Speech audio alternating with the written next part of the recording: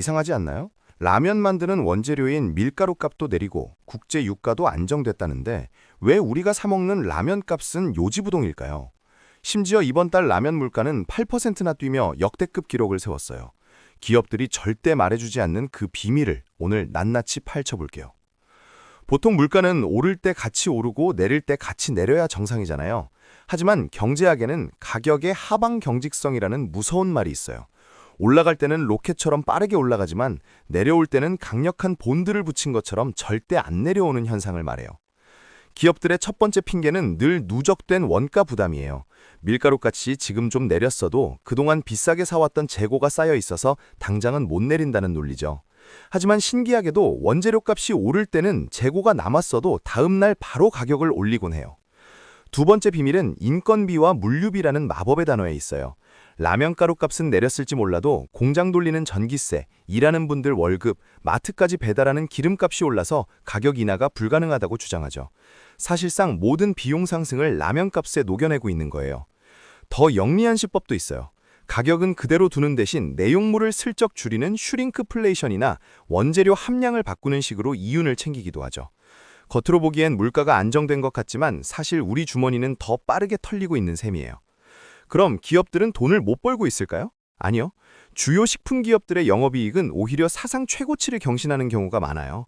원재료 값이 높을 때 올려둔 가격을 그대로 유지하면서 나중에 원재료 값이 떨어지면 그 차액을 고스란히 기업의 이익으로 가져가기 때문이죠. 라면은 서민 음식이라 함부로 못 올린다는 말도 옛말이에요. 이제는 프리미엄이라는 이름을 붙여서 기본 라면보다 2, 3배 비싼 제품들을 쏟아내고 있어요. 자연스럽게 소비자들을 비싼 제품으로 유도하면서 전체적인 가격 평균을 끌어올리는 전략이에요.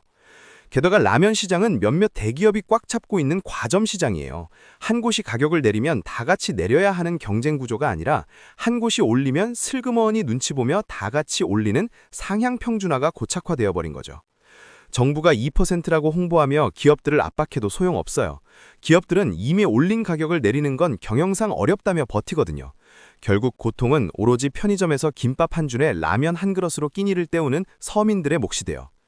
밀가루값 하락의 혜택은 기업의 성과금으로 가고 인상고통은 소비자의 밥상으로 오는 이 기묘한 구조.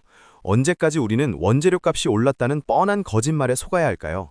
이제는 기업의 투명한 가격 산정 방식이 공개되어야 할 때예요. 사실 라면 하나가 100원, 200원 오르는 게 별거 아니라고 생각할 수 있지만 이게 쌓이면 우리 삶의 질을 결정해요. 주식인 쌀값이 18%나 오른 상황에서 라면까지 사치가 되어버리면 서민들은 대체 무엇으로 배를 채워야 할까요? 최근에는 환율 핑계까지 더해졌어요. 1,450원이 넘는 고환율 때문에 수입 밀가루가 비싸서 어쩔 수 없다는 거죠. 하지만 유가가 내리고 환율이 안정되어도 가격 인하 소식은 들리지 않을 거라는 걸 우리는 이미 경험으로 알고 있어요.